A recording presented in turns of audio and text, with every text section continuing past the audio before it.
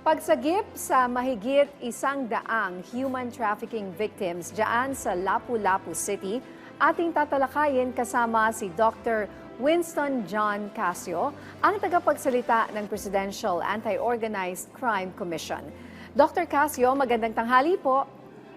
Magandang tanghali po. Maayong udto mula sa Lapu-Lapu, sa Sugbo. Mula po sa 162 foreign nationals na nasagip ninyo kamakailan sa isang raid dyan po sa Lapu-Lapu City, ano-ano po ang mga nationalities nila? Ngayon ma'am, nasa 169 na po tayo. We have 91 Chinese, we have 69 Indonesians, 6 Burmese, 1 Malaysian, and 2 Taiwanese po. Ang kategory po natin, ganito ma'am. Meron ho tayong 6 na na-rescue dito ng mga Indonesians. Part po sila ng 13 na ni-request for rescue netong Indonesian Embassy. All the rest po technically are now on arrest because on suspicion that they are scammers. Initial investigation o sa findings nyo, may connection po ba ito sa mga POGO operations sa bansa at may kasama din po bang mga Pilipino sa mga nasagip nyo sa operation na pinag-uusapan natin? Yes sir, yes sir. Meron ho tayong 4 na Filipinos na nakuha po. Apparently, based on the initial interview conducted, sila po ay mga remnants, mga nakatakas magmula sa Bamban at saka sa Porac. At maging yung mga 169 na nandito po, karamihan sa kanila na mga foreigners galing din po sa Bamban at saka Porac. Ayon po sa balita, nakatakas po sila doon sa Porac at lumipad ng papunta rito noong June 8 kasi June 7 yung operation namin po doon. Okay, hingi na rin po kami ng detalye sa isinagawang raid. Ano po yung mga natanggap ninyong request o report na nagtulak sa inyo para isagawa po ang raid na ito? Meron ho kasi tayong natanggap na request magmula sa Indonesian Police Attaché, si Superintendent Retno, na meron lang nakatakas silang 3 Indonesian nationals magmula sa scam farm na ito noong July 21. Then noong July 22, sila po ay pumunta at nakuha ng DOJ IACAT Region 7 at NBI 7. Then nakipagbigay ugnayan po sa amin yung NBI at saka IACAT, kaya po natin sinimulan pong planuhin itong operasyon na ito. At pero matagal na ho itong minamanmanan, mga 2 buwan na po itong minamanmanan na makasama natin na sa intelligence community po. Sir, balikan po natin yung Indonesians. No? So ano po yung naging reaction ng Indonesian government sa pagkakasagip dito sa mga Indonesian nationals? Nagpapasalamat po yung Indonesian Embassy as informed, as conveyed to us by the Indonesian Police Attaché. Parating na po ngayon yung Police Attaché magmula sa Indonesia po. Ano na po yung mga susunod na proseso matapos po yung pagkakasangkot ng mga foreign nationals na ito in relation po sa ating immigration laws? At nasaan po sila ngayon? Kumusta po sila? Nandito pa po sila sa custody natin sa loob po ng na-raid natin na scam farm. 2 po ang pagdadaan ng legal na proseso nila ngayong araw na ito. Yung una po yung tinatawag nating criminal e-inquest. Mag-i-inquest na po ngayon for those to be charged criminally. Meron na ho tayong mga natukoy na i-charge criminally. At then mamaya mga 2:00 siguro masisimulan naman yung immigration inquest po nila. So inaantay lang natin po na umayos yung panahon. Pag umayos po yung panahon, ililipat po natin sila through a military transport plane, C-130, nagre-request tayo sa Philippine Air Force. Most likely, kung gumanda na po ang panahon, may ililipat natin for tomorrow dyan sa Manila. Sir, doon po sa property o hardware na na-recover doon sa mga biktima, ano po yung susunod na mga hakbang ng otoridad para imbestigahan po yung datos na posibleng may connection sa POGO operations? Nagdraft na po kami ng application ng mga warrants. Una po, general warrant. Sunod, apply na rin kami ng cyber warrant para search na po namin yung laman ng mga computers at saka mga laptops at saka mga cellphones po rito.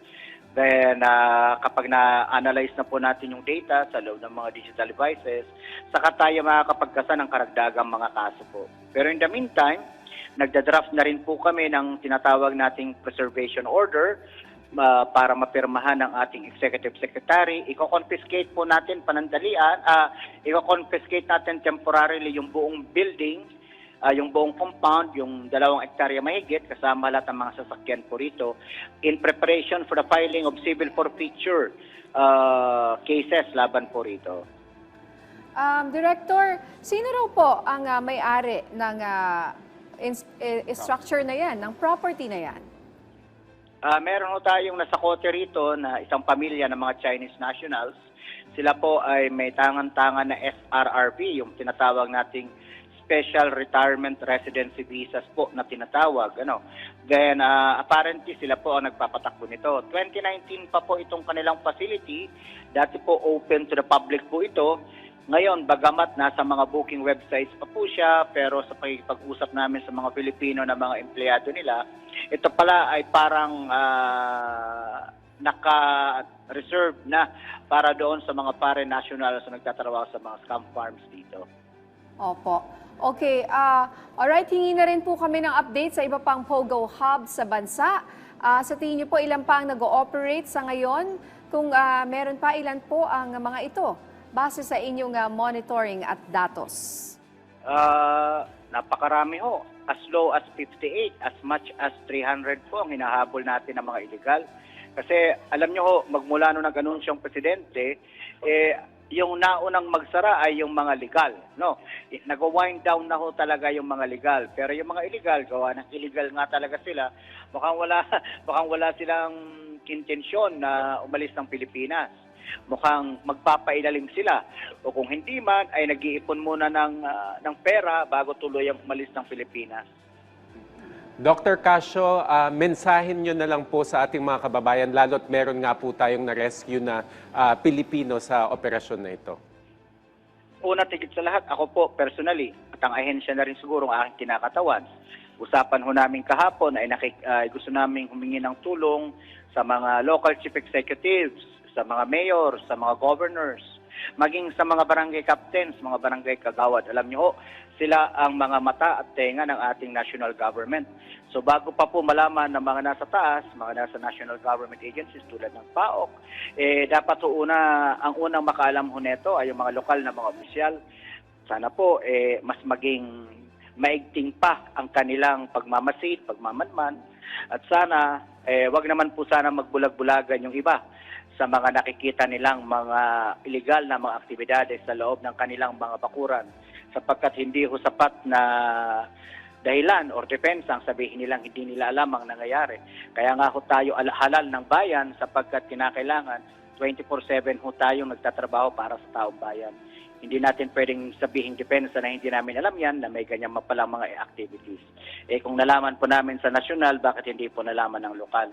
So yun na lamang po aming pakiusap nang hindi na hindi na magtagal pa ang problemang ito at masunod natin yung utos ng Pangulo na by December 31, wala na ho sila lahat sa Pilipinas. Maraming salamat po. Director, isang tanong na lang po, pag merong gustong i-report ng ating mga kababayan pero natatakot sila kasi syempre they still want to remain, for example, anonymous, saan po sila pwedeng lumapit o tumawag o pumunta? Kami po ay nasa 24/7 sa social media, sa Meta, sa Facebook po. Pahanap na lang po yung aming Facebook page, Presidential Anti-Organized Crime Commission. Kami po ay may mga nakatokang staff na sumasagot po doon. At rest assured po, we will treat your information with confidentiality and we will do our best to keep you informed sa action at we will keep you unknown from the rest of the public. Opo. And lastly na lang po, you mentioned earlier na yung POGO Hub, dyan sa Lapu-Lapu, 2019 pa. Yes, ma'am. So parang imposible naman na hindi alam yan po ng mga opisyal dyan. I will leave that to the DILG to make their determination because as of the moment, we have no evidence either way kung alam nila or hindi alam. Ang nakakapanlumo lang dito is meron siyempre naging kapabayaan po nito kasi sapagkat pag may mga ganitong activities, dapat ang unang nakakaalam ay yung mga business process licensing office, yung mga BPLO, yung fire, yung Bureau of Fire Protection para pag-issue ng fire certificate at kung sino pa man. Maging lokal na PNP. Dapat to mas maging proactive ang ating mga ahensya rather than reactionary. Maraming salamat po sa inyong oras, Dr. Winston John Casio, ang tagapagsalita ng Presidential Anti-Organized Crime Commission. Maraming salamat po at magandang hapon sa ating lahat.